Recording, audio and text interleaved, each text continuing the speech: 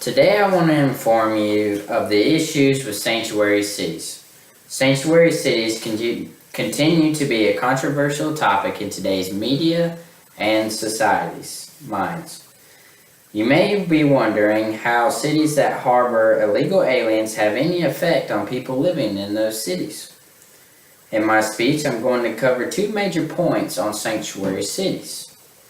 I'm going to talk about how they affect crime and federal funding for the cities with these sanctuary policies. The first topic I want to talk about is crime. According to an article by Alan Gomez and produced by USA Today, critics say those policies allow dangerous and violent undocumented immigrants to roam free, threatening the safety of their communities. This is dangerous because these cities are limiting local law enforcement agencies from cooperating with federal law enforcement agents to get these threats away from the communities that they target. Many of the sanctuary cities say that local law enforcement agents are allowed to cooperate with federal law enforcement agents.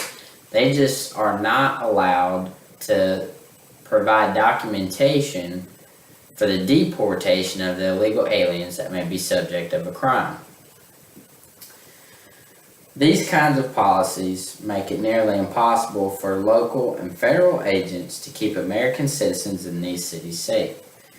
Many American citizens in these neighborhoods, shared with undocumented criminals, end up becoming victims.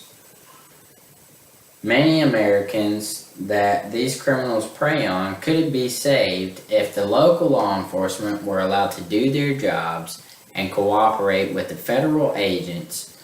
And when these criminal aliens are arrested and they don't have proper documentation and they're in these sanctuary cities, if the local law enforcement was allowed to hand them over to ICE or whatever respective agency is requesting that bit of information to deport that individual, we wouldn't have them in these communities and they wouldn't have the opportunity to affect the people living there.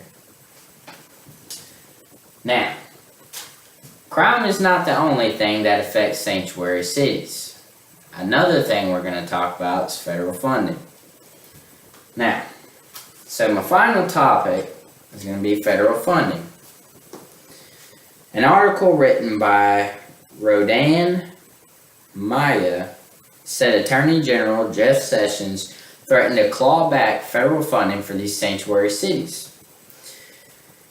If the White House follows through on these threats to take away federal funding, it's going to impact more than just the illegals that live in these cities.